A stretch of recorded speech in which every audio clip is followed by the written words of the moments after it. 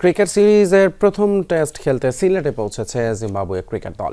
দুপুরে ওসমানী আন্তর্জাতিক বিমানবন্দরের নামে ক্রিকেটারদের বহনকারী বিমান সেখানে ফুল দিয়ে তাদের শুভেচ্ছা জানানোর পর টিম বাসে নেওয়া হয় হোটেলে। আজ বিশ্রাম শেষে কাল থেকে অনুশীলন শুরু করবে ক্রেইগ আর ভিনের দল। শাহিন আলমের তোলা ছবিতে সিলেট থেকে আরও জানাচ্ছেন হাসান আল মারুফ।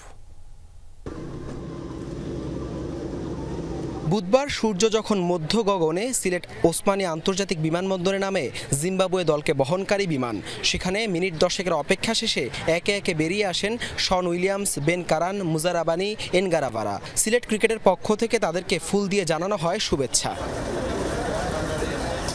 এরপর কড়া নিরাপত্তায় বিমানবন্দর থেকে জিম্বাবুয়ে দলকে নিয়ে যাওয়া হয় টিম হোটেলে। ৫ বছর পর বাংলাদেশের মাটিতে টেস্ট খেলতে আসা জিম্বাবুয়ে সিলেটে এসেছিল সবশেষ ২০১৮ সালে, যেখানে একবারের দেখায় বাংলাদেশকে ১৫১ রানের বিশাল ব্যবধানে হারিয়েছিল জিম্বাবুয়ে। পূর্ব নির্ধারিত সূচি অনুযায়ী বুধবার ঐচ্ছিক অনুশীলনের কথা থাকলেও বিশ্রামেই কাটাবেন জিম্বাবুয়ের ক্রিকেটাররা। এদিকে টানা ৩ দিন অনুশীলনের পর এদিন বিশ্রামে রয়েছে বাংলাদেশ দলও। বৃহস্পতিবার সকাল ১০টা থেকে অনুশীলন করার কথা জিম্বাবুয়ের। এরপর দুপুর ২টা থেকে অনুশীলনে নামবে বাংলাদেশের ক্রিকেটাররা। এর আগে মঙ্গলবার বিকেলে ঢাকায় পৌঁছায় জিম্বাবুয়ে। সেখানে রাত কাটিয়ে সকালেই সিলেটের উদ্দেশ্যে রওনা হয় দল। বাংলাদেশের বিপক্ষে খেলতে সিলেটে জিম্বাবুয়ে দল।